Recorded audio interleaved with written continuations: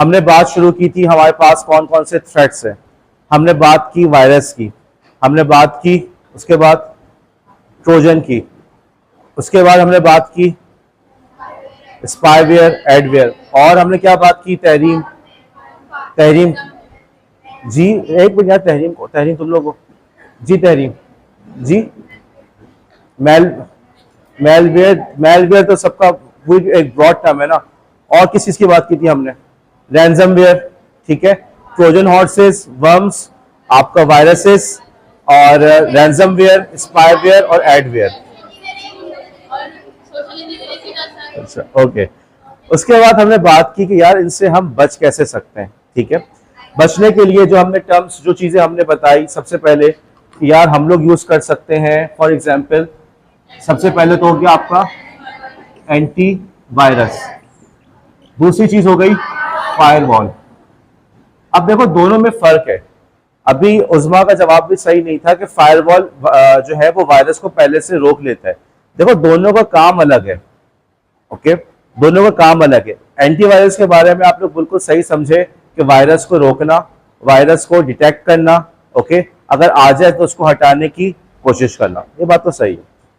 Firewall बुनियादी तौर पे आपके घर के चौकीदार की तरह या आपके घर के दरवाजे की तरह, हर एरा गैरा ना अंदर आए, ना हर एरा गैरा बाहर जाए।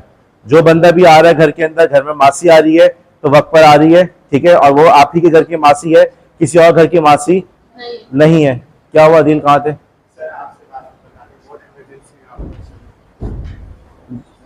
तो फाद पीछे जाकर बैठो, फाद दिल दोनों पीछे जाओ, चलो। मैं मेरी जिम्मेदारी है आवाज पहुंचाना।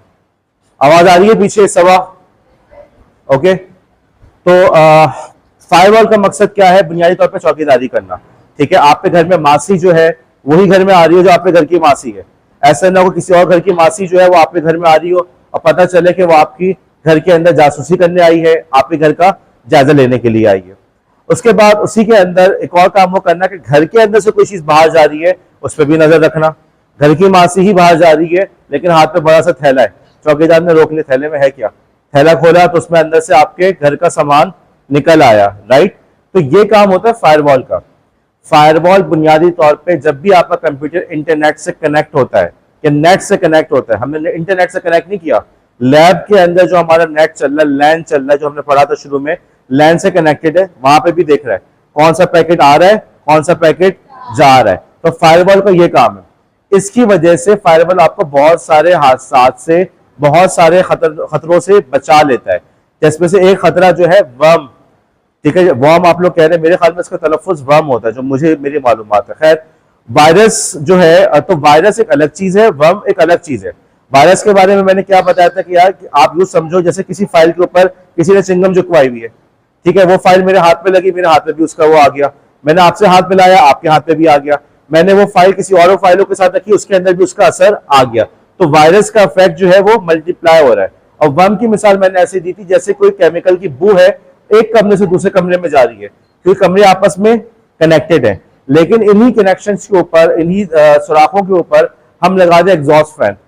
एग्जॉस्ट फैन के अंदर डायरेक्शन होता है, आना है या जाना है, उसके जरिए से हम हवा को कंट्रोल कर सकते हैं। तो फायरवॉल आपका बुनियादी तौर पे ये काम कर रहा होता है। विंडोज 2000 आप लोग ने यूज नहीं की होगी। विंडोज 2000 के अंदर ये इशू बिल्कुल था। आपने विंडोज 2000 इंस्टॉल की और उस जमाने में ये फायरवॉल वगैरह विंडोज का हिस्सा नहीं थे, आपने फायरवॉल को सेट नहीं किया, थोड़ी ही देर के अंदर आपके कंप्यूटर के ऊपर बहुत सारे अटैक्स वगैरह आने लगते थे, इश्तिहारात आने लगते थे कंप्यूटर की स्क्रीन के ऊपर। तो वो होता क्या था कि वो देखते थे कि भाई ये विंडोज 2000 में कंप्यूटर खुला हुआ है, कोई चौकीदार नहीं है, चलो जी आ जाओ। उन्होंने वम आया, वम ने आके अपना कोई काम करके गया, उससे ट्रोजन के लिए दरवाजा खोल दिया, ट्रोजन साहब आए, उन्होंने बड़ा सा बैकडोर खोल दिया, बैकडोर से दूसरी चीजें आ गई, ठीक है। ये काम हुआ समरा, ये काम हुआ फायरवॉल का। तो फायरवॉल और एंटीवायरस का जो फंक्शनैलिटी है वो डिफरेंट है। पेपर के एतबार से एक बार फिर बताओ ये सवाल इंपॉर्टेंट है, ओके। ये कराची यूनिवर्सिटी के एग्जाम में भी सवाल आ चुका है और मेरे एग्जाम के अंदर भी सवाल आ चुका है।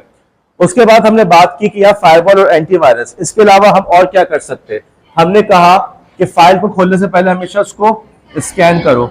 किसी भी सॉफ्टवेयर को इंस्टॉल कर रहे हो तो हमेशा रिलायबल सोर्सेज से इंस्टॉल करो, रिलायबल या सिक्योर सॉफ्टवेयर सोर्सेज, ठीक है, सॉफ्टवेयर जहां से भी इंस्टॉल कर रहे हैं वो सिक्योर हो। इसी वजह से आप लोग अब देख रहे हैं विंडोज के अंदर भी उनका अपना ऐप स्टोर आ गया है, ठीक, एंड्रॉइड के अंदर भी ऐप स्टोर वगैरह मौजूद है, वो उसको स्कैन भी कर रहे होते हैं। लेकिन ये तमाम इसके बावजूद आपको भी थोड़ी सी अपनी अकल इस्तेमाल करनी चाहिए।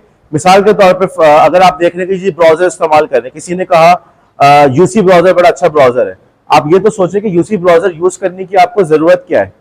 ओके, क्रोम में ऐसी क्या खामी है जो यूसी ब्राउजर में वो खूबी के तौर पर मौजूद हो। आप फायरफॉक्स क्यों नहीं यूज करते। तो आपको कोई भी सॉफ्टवेयर यूज करते हुए उसके जो रिलायबल जो पब्लिशर्स हैं, जो रिलायबल कंपनीज है जिनके नाम से आप वाकिफ है, उनको इस्तेमाल करने की कोशिश करें। मैंने मिसाल दी कि हमारे यहाँ फोटोशॉप वगैरह क्रैक सॉफ्टवेयर इस्तेमाल किया जाता है, लेकिन ये जो क्रैक सॉफ्टवेयर होते हैं ये भी वायरसेस का एक बहुत बड़ा जरिया है। मैंने आखिर में तंग आके कि यार मैं कब तक अपने कंप्यूटर को वायरसेस से बचाता रहूं, मैंने क्रैक सॉफ्टवेयर इस्तेमाल करना ही छोड़ दिए। इसके ऑल्टरनेट्स जो है उसके ऊपर चला गया, कहीं पे मैंने परचेज किया, कहीं पे उनके फ्री ऑल्टरनेटिव्स जो है उनको यूज किया। मेरा काम उससे सारा का सारा हो रहा है, ठीक है। वीडियो बनानी है, आप चाहे तो एडोबी प्रीमियर यूज करें, लेकिन एडोबी प्रीमियर के लिए आपको फिर क्रैक की तरफ जाना पड़ेगा, राइट। उसकी जगह आप कैपकट यूज कर लें, कैपकट फ्री है, ठीक है। ओपन सोर्स सॉफ्टवेयर है, ओपन शॉट है फॉर एग्जांपल, आप उसको यूज कर लें। तो ये क्रैक सॉफ्टवेयर जो है ये बहरहाल वायरसेस का एक बहुत बड़ा जरिया है। इसके अलावा और क्या हम कर सकते हैं, कंप्यूटर की बात कर रहा हूं, अपडेट रखना बहुत जरूरी है। हमारे जो सॉफ्टवेयर हैं वो अप टू डेट हों, ठीक है, अपडेट रखना जरूरी है। क्यों? क्योंकि जैसे कि हमने बात की, एंटीवायरस काम करता है सिग्नेचर के साथ, ठीक है। अगर आपका एंटीवायरस पुराना है तो उसके पास नए वायरसेस के सिग्नेचर मौजूद होंगे? नहीं होंगे, राइट। तो इसकी वजह से उसको नए वायरसेस का पता नहीं चलेगा।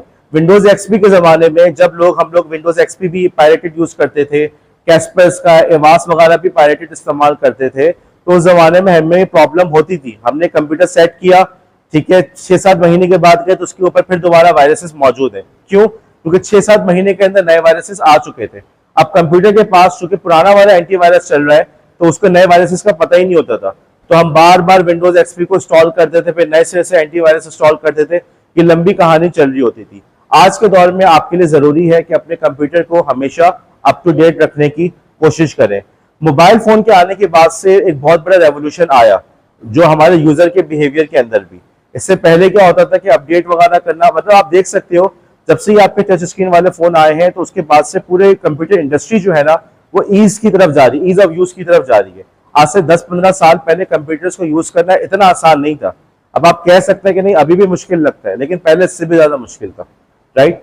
तो अब मोबाइल के अंदर उन्होंने ये देखा कि यार हम ऑटोमेटिक अपडेट्स रिलीज कर सकते हैं और यूजर उसको बैकएंड पे, यूजर अपना मोबाइल चार्ज पे लगाता है, वाईफाई से कनेक्ट करते हैं, वो खुद ब खुद एप्स अपडेट हो जाती हैं।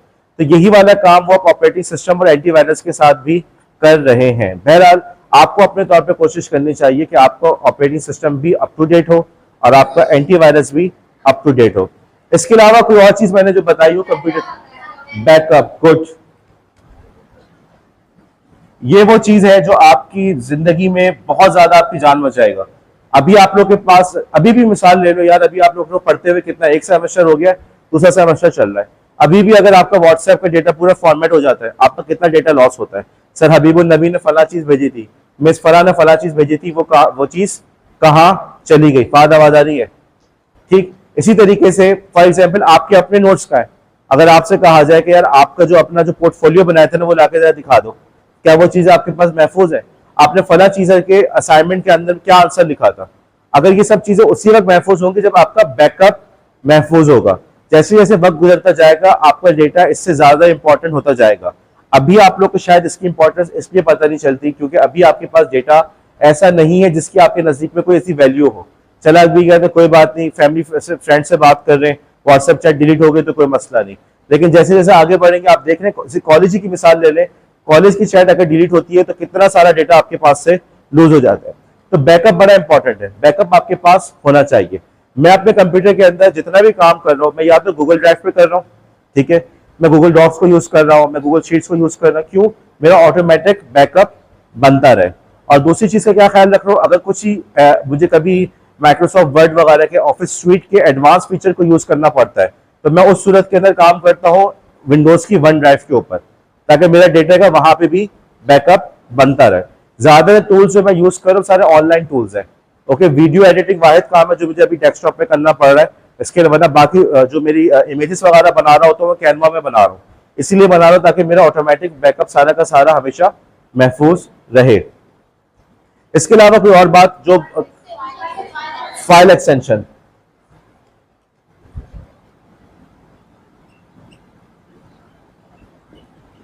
फाइल एक्सटेंशन के जरिए जिसे जो अटैक किया जाता है उसको कहते हैं फाइल स्पूफिंग। फाइल स्पूफिंग का मतलब ये होता है जैसे एसएमएस स्पूफिंग होती है कि आपके पास से एसएमएस आया होगा, उसमें आ रहा होगा बैंक का नाम, लेकिन वो एसएमएस भेजा होगा किसी और ने, ठीक है। तो फाइल स्पूफिंग के अंदर भी होता है कि आपके पास आया कि ये इमेज है, लेकिन असल में वो इमेज नहीं, वो कोई एग्जीक्यूटिबल फाइल है। तो हमने इसके बारे में बात की क्लास के अंदर भी। जो लोग भी मेरे पास अपना लैपटॉप लेकर आए, निम्रा लेकर आई और भी जो स्टूडेंट्स लेकर आए, बुशरा लेकर आई, हर एक के अंदर मैंने फाइल एक्सटेंशन को इनेबल किया। लैब के कंप्यूटर्स के अंदर भी हमने हमेशा फाइल एक्सटेंशन को इनेबल किया कि फाइल एक्सटेंशन आपको लाजमन नजर आने चाहिए, आपको पता हो कि आप कौन सी फाइल खोल रहे हैं, ठीक है। फाइल एक्सटेंशन वाली बात हो गई। अब आप इसके अलावा और क्या बात कर सकते हैं हम? ओके, अब हम चलते हैं नेट की तरफ। अब हमारा कंप्यूटर कनेक्ट हो गया नेट से, अब हम क्या क्या कर सकते हैं? हमने कहा कि हम पब्लिक वाईफाई को अवॉइड करें, ठीक है। पब्लिक वाईफाई का मसला क्या होता है कि भाई हमें नहीं पता कि वो किसने खोला हुआ है, उसके अंदर वो किस किस्म की इंफॉर्मेशन आपकी पूरी नेट की ट्रैफिक ऑब्जर्व करना चाहे तो कर सकता है, राइट। तो अमूमन जो पब्लिक वाईफाई होते हैं उनको अवॉइड करना चाहिए। पब्लिक वाईफाई कहाँ होते हैं? जैसे आप चले गए किसी मॉल के अंदर, वहां पे कॉफी शॉप के ऊपर लिखा हुआ कि जी हमारा वाईफाई का एड्रेस ये है। मकसद ये होता है कि आप बैठ के वहां पे उनका वाईफाई वगैरह यूज कर ले, लेकिन आपको देखना चाहिए कि भाई मुझे जरूरत है भी या नहीं है। अपने जो कहते हैं ना चंद टिकों का डेटा पैकेज बचाने के लिए आप लोग पब्लिक वाईफाई से कनेक्ट ना हो। इसके अलावा और क्या चीज कर सकते हैं? हमेशा हम एसएसएल वाली वेबसाइट को यूज करें, ठीक है। आप देखो आपकी जो बैंक की एसएसएल कह लो या एचटीटीपीएस कह लो। अब एचएसएल और एचटीटीपीएस के लिए जरूरी है, एचटीटीपीएस के लिए जरूरी है कि आपको operating system up to date हो। मैंने एग्जांपल दी विंडोज 7 की। विंडोज 7 को अगर आप इंस्टॉल करते हैं तो बाय डिफॉल्ट बहुत सारी वेबसाइट्स उस पर नहीं चलती। क्यों? क्योंकि विंडोज 7 के अंदर बाय डिफॉल्ट एसएसएल जो है वो पुराना है। हम विंडोज 7 को अपडेट करते हैं तो उसके अपडेट करने के नतीजे में हमारे पास लेटेस्ट एसएसएल के सर्टिफिकेट आ जाते हैं, जो उसका प्रोटोकॉल है वो आ जाता है और हमारे पास वो वेबसाइट्स चलने लगती हैं। देखो हर ऐप को अपडेट रखना जरूरी है, क्योंकि आप एज ए स्टूडेंट आपको नहीं पता कि यार कौन सी चीज कहां से कनेक्ट हो रही है। ये पूरा का पूरा काम एक लेयर्स में हो रहा है। मिसाल के तौर पे एसएसएल आप लोग को नजर तो आता है ब्राउजर के अंदर, ब्राउजर शो करता है एचटीटीपीएस, ब्राउजर शो करते वो लॉक का आइकॉन बना हुआ होता है, राइट। ब्राउजर शो करते लिखा हुआ सिक्योर, लेकिन एसएसएल वाला काम असल जो हो रहा होता है वो ऑपरेटिंग सिस्टम के लेवल पे हो रहा होता है, ठीक। तो आपको जाहिर सी बात इन सब चीजों की नॉलेज नहीं है। आपके लिए जरूरी है कि यार आपकी हर चीज जो है वो अप टू डेट हो। अच्छा, उसके अलावा और क्या कर सकते हैं? Okay, ad block.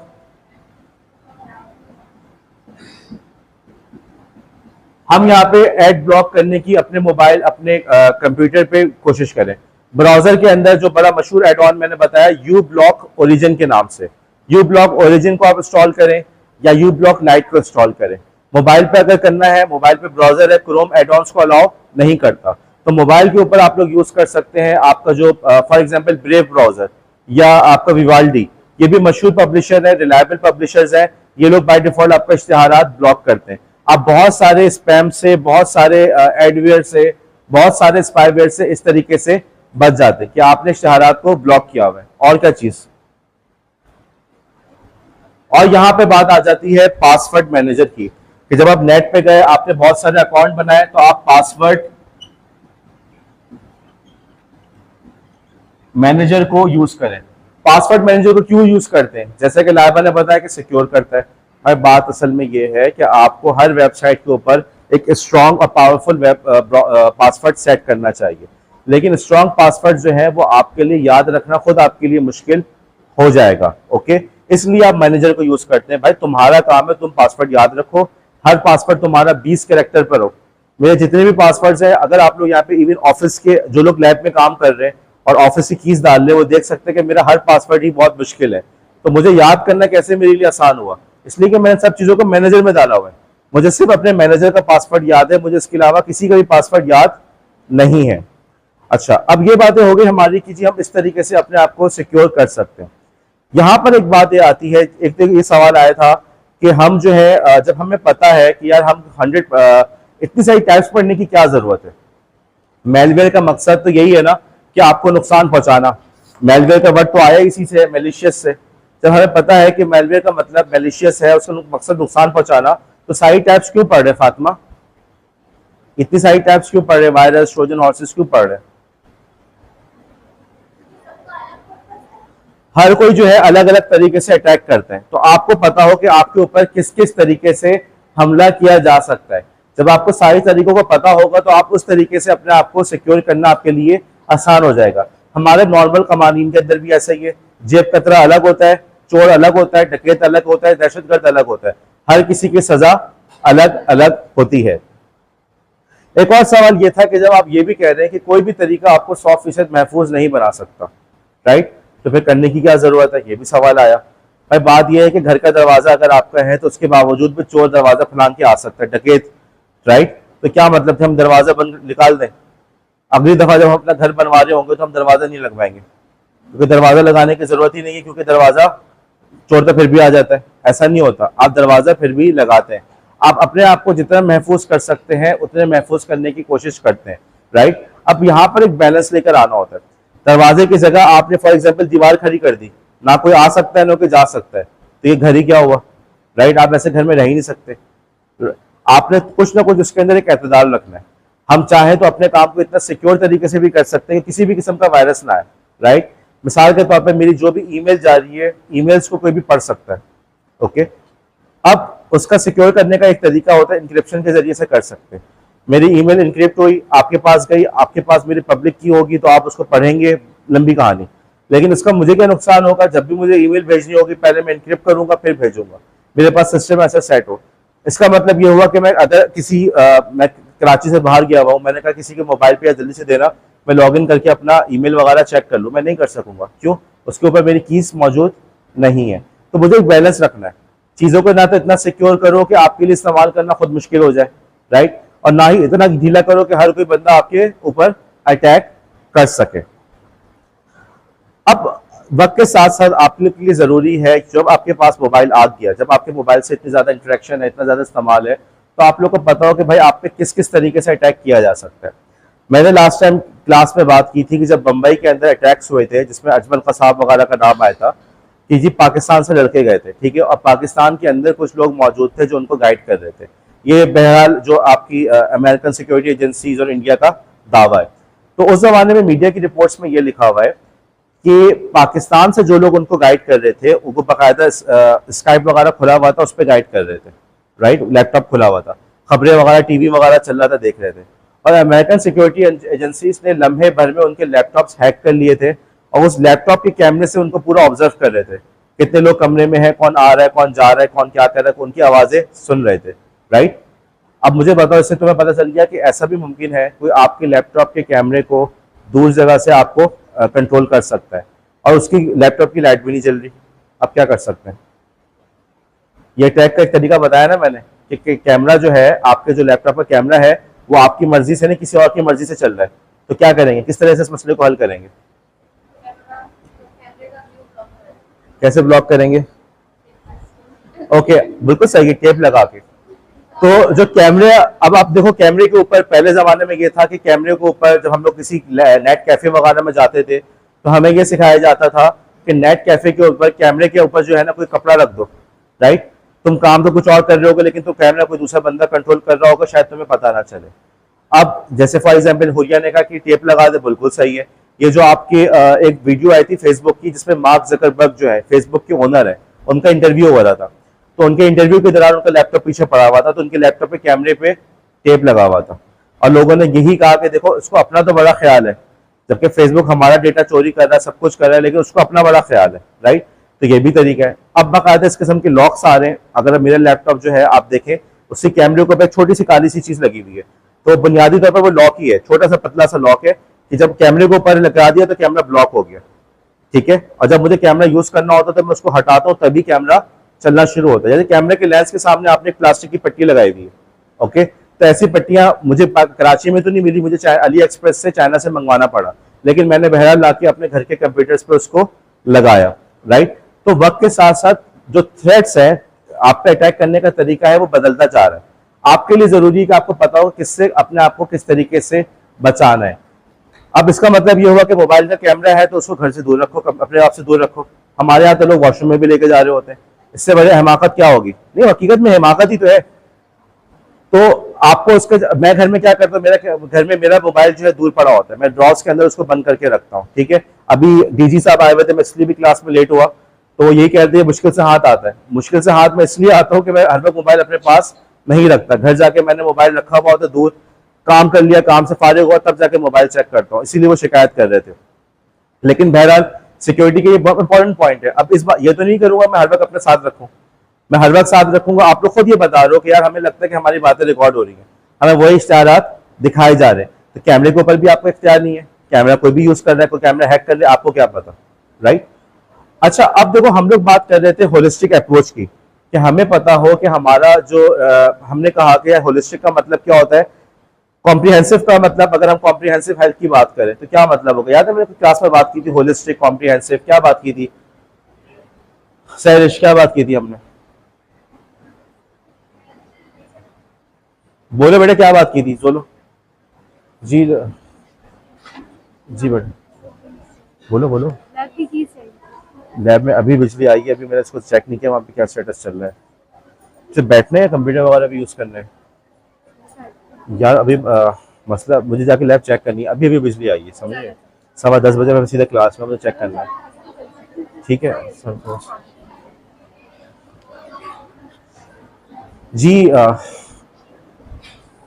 सैरिश क्या बात की थी मैंने? नहीं पता। मनाइल सोहेल क्या बात की थी? खड़े होके बोलो, जोर से बोलो।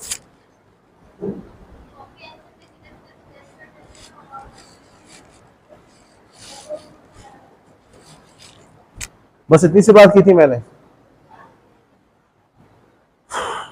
अनुषा बैठ जाओ। अनुषा क्या बात की थी? क्या किया था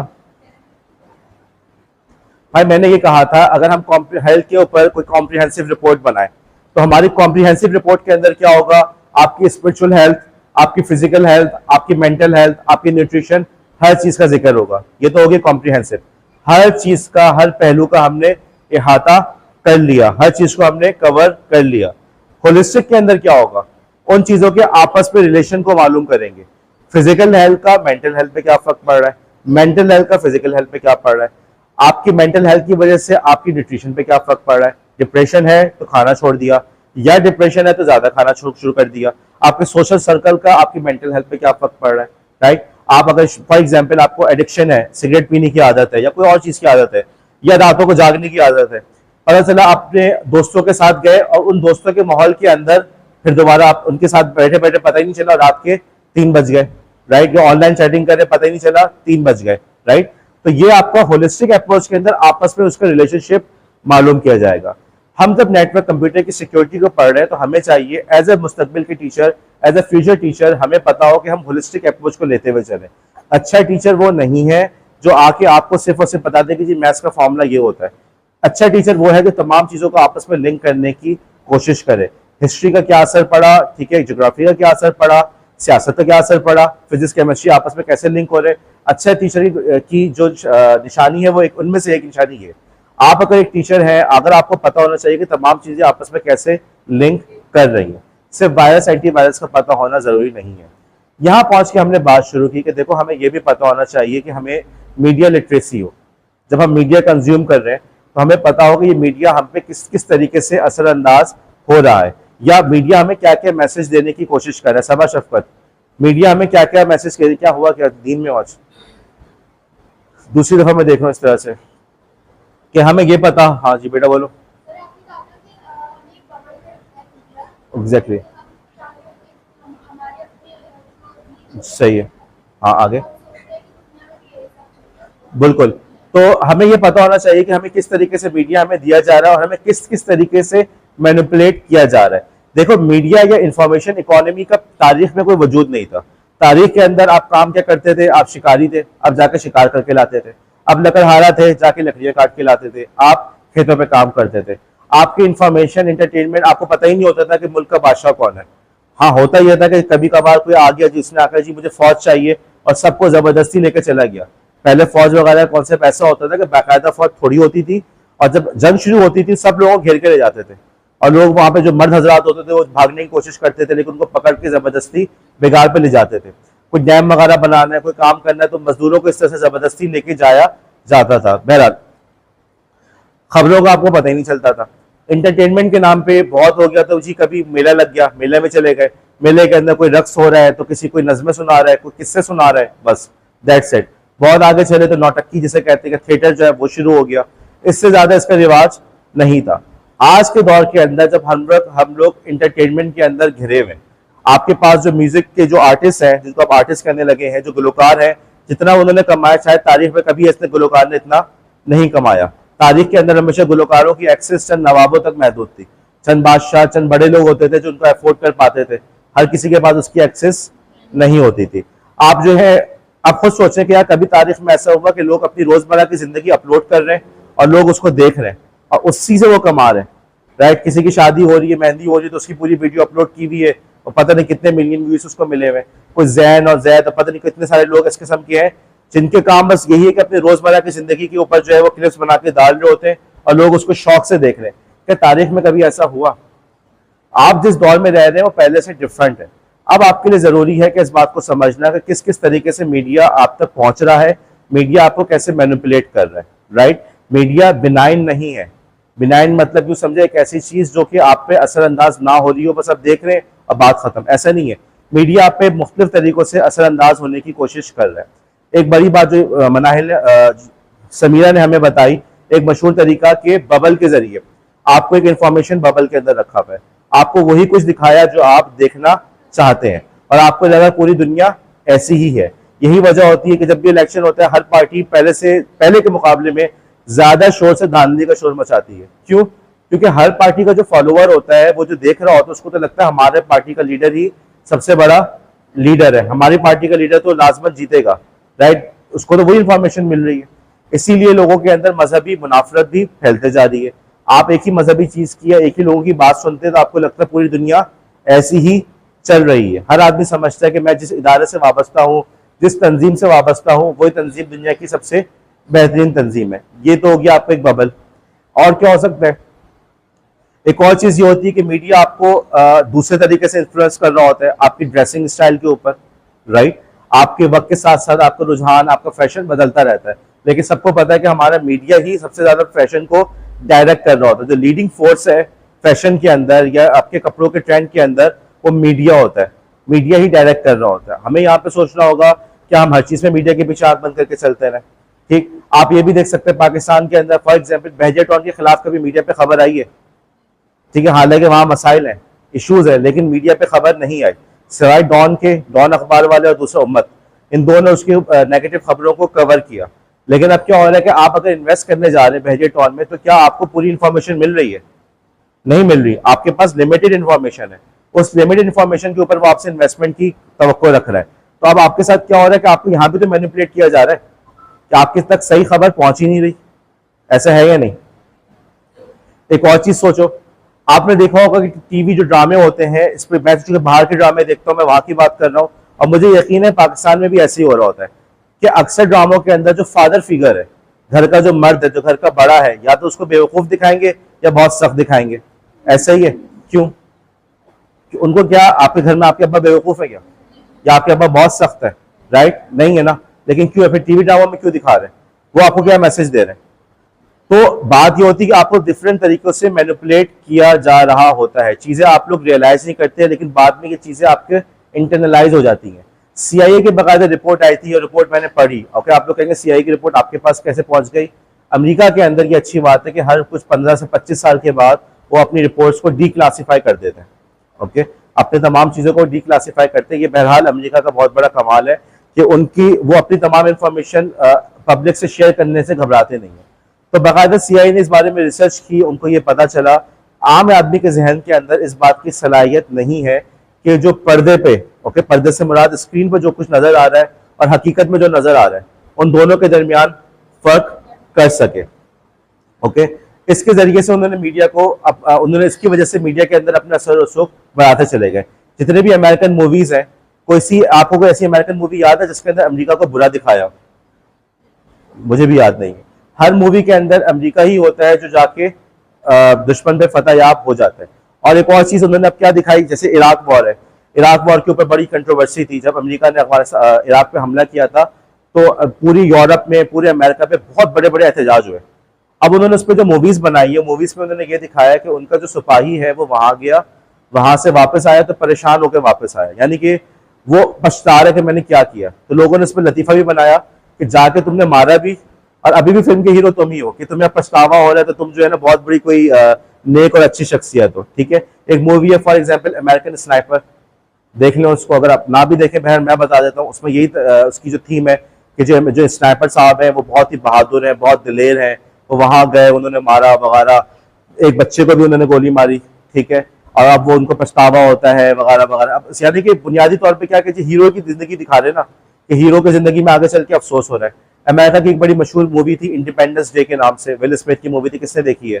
किसी ने नहीं देखी। तो बहरहाल उस मूवी के अंदर तो जी एलियंस, खलाई मखलूक ने जमीन पे हमला किया है, और कौन बचाता है पूरी दुनिया को? America, right. तो ये चीजें होती हैं। इंडिया के अंदर आपको पता है, इंडिया के अंदर सिनेमास पाकिस्तान से ज्यादा है, बहुत ज्यादा है। इंडिया की फिल्म इंडस्ट्री पाकिस्तान से ज्यादा स्ट्रांग है।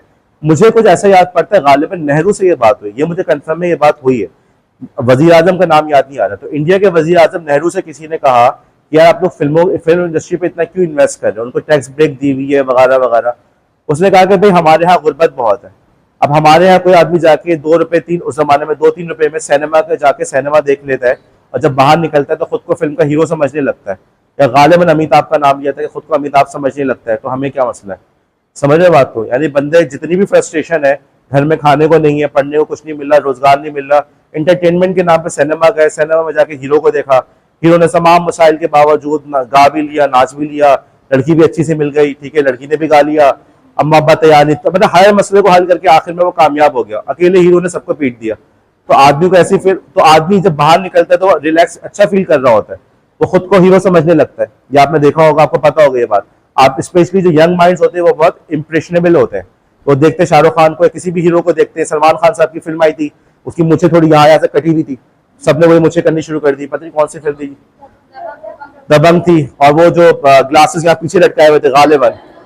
और अच्छा, इसी तरीके से वो आमिर खान की जो मूवी थी ना जिसमें वो गजनी वाली, तो मैं जिस ऑफिस में जॉब करता था वहां पे एक लड़का था, उसने बिल्कुल उसी स्टाइल में बाल कटवा कर आया। तो जो हमारे बॉस थे उस वक्त उन्होंने कहा कि इसको हुआ क्या, कुछ हादसा हो गया, कोई एक्सीडेंट हुआ था उसका, उनको नहीं पता था फिल्म का। तो ये चीजें कितनी होती हैं, ठीक है। तो इस तरीके से भी मीडिया आपको मैनिपुलेट कर रहा होता है, आपको खास चीज दिखाई जा रही है, मखसूस चीज दिखाई जा रही है, उसके पीछे कुछ ना कुछ मैसेज होता है। अब ये सब चीजें आप उस वक्त सीखेंगे जब आपके अंदर मीडिया लिटरेसी हो। आंख बंद करके चीजें कंज्यूम कर लेना काफी नहीं है। खाने में समोसा है, आपने फौरन समोसा खा लिया, ठीक है, इतने में चाट भी वो भी खा ली, आपने बिरयानी है वो भी खा ली। आपका काम है कि भाई देखें भाई मेरा कितना वजन है, वजन बढ़ रहा है, क्या हो रहा है, मुझे खाना चाहिए, दोनों खाने का कॉम्बिनेशन बनता भी या नहीं बनता, राइट, मैं इतना ज्यादा ठूसते जाऊँ खाते जाऊँ। तो इसी तरीके से जब मीडिया कंज्यूम कर रहे हैं तो वहां भी हमें इस बात का मद्देनजर रखना चाहिए कि हम किस किस्म का मीडिया कंज्यूम कर रहे हैं। नेक्स्ट क्लास के अंदर इंशाल्लाह, कल की क्लास के अंदर हम बात करेंगे मिस इन्फॉर्मेशन, डिसइंफॉर्मेशन क्या होती है, ओके, और कैसे बच सकते हैं। फिर हम एक और बात करेंगे कि जी एर्गोनॉमिक्स क्या है। कंप्यूटर आप लोग इस्तेमाल कर रहे हैं और आप लोग को अभी इश्यूज शायद हो भी रहे हो कि आंखों में तकलीफ हो रही है, कमर में तकलीफ हो रही है, गर्दन में तकलीफ है, इससे हम किस तरीके से बच सकते हैं। और उम्मीद है कल अदील आपको बताएंगे जिम और एक्सरसाइजेस के बारे में, डेमोन्स्ट्रेट करके दिखाएंगे आपको। तो बहरहाल कल इंशाअल्लाह ताला इन टॉपिक्स को हम कवर करेंगे। किसी के पास कोई सवाल? सैरिश, आपके असाइनमेंट के अंदर क्या बात कर रही हो? आपके असाइनमेंट के अंदर आपने ग्रेड का फॉर्मूला ही गलत लगाया हुआ है, जो ग्रेड कैलकुलेट किया वो गलत किया हुआ है। आमना अशरफ, आपका असाइनमेंट गलत है और आपने अभी तक दोबारा उसको रीसबमिट नहीं किया। मरियम अली खान कौन है? आप है मरियम अली खान, खैर जी। तो बहरहाल आप लोग के असाइनमेंट्स मैंने चेक कर लिए मेरे ख्याल में तकरीबन मैंने सबके चेक कर लिए, शायद ही अब कोई रह गया हो। अब बस आज लास्ट, अब जो है जो भी सबमिट कराएगा उसके मार्क्स डिटेक्शन के साथ उसके मार्क्स अपडेट करूंगा। क्या कहा था मैंने? सही रहा, चलो ठीक है। लेकिन ये जो बार बार अभी मरियम अली खान जो है, मुझे याद नहीं आ रहा, मैंने अपडेट नहीं किया आपका, अच्छा कर दूंगा। मरियम अली खान जो है उनका मुझे, वो का इशाल फातिमा का है, अच्छा, मरियम अली खान जो है उनका मुझे अभी इशू ये आ रहा है कि वो बार बार सबमिट कराया, बार बार गलतियां आ रही हैं, ठीक है। तो वो मतलब आप लोग ये देख ही नहीं रहे, अपना काम सबमिट करने से पहले उसको सही से देखे तो आग बंद करके सबमिट कर दिया, बस टीचर जो उस पर जो है टिक लगाते जाएंगे। रीना ने अभी तक अपना नाम अपडेट नहीं किया हुआ, इसी तरीके से एक और स्टूडेंट, उनका नाम भी अभी तक अपडेट नहीं है, मुझे उनका नाम सब ध्यान में नहीं आ रहा। एनीवे ठीक है जी, आपकी अटेंडेंस ले लूँ मैं। कल की क्लास में हम बात करेंगे इन्फॉर्मेशन, डिसइंफॉर्मेशन और एर्गोनॉमिक्स के बारे में। जी जी, सवाल क्या आपका पूछे जी मरियम? सवाल क्या जा रहा था? कौन सा कोऑर्डिनेटर भाई, किस सब? जी जी भाई, कोऑर्डिनेटर को तंग नहीं करेगा तो फिर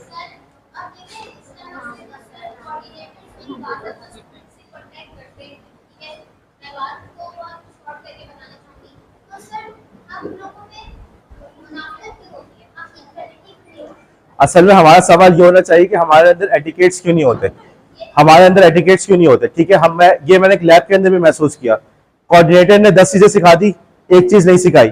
मैं सवाल पूछा, सर फला ने मुझे ये नहीं बताया, खट से जो उसके ऊपर इल्जाम। अब मैं वहीं पे ये बात बता रहा हूँ कि बेटा एटिकेट्स के खिलाफ है। आप लोग आज ये काम करते हो, कल टीचर्स के साथ भी यही करते हो, अगले सेमेस्टर में जाओगे बोलेगे सर फला ने ये नहीं पढ़ाया, सर हबीबुल नबी ने ये नहीं पढ़ाया। ये चीजें हमारे अंदर पैदा हो जाती हैं। ठीक है, बाकी मैं कोऑर्डिनेटर्स के हवाले से कल क्लास में इंशाल्लाह बात करूंगा।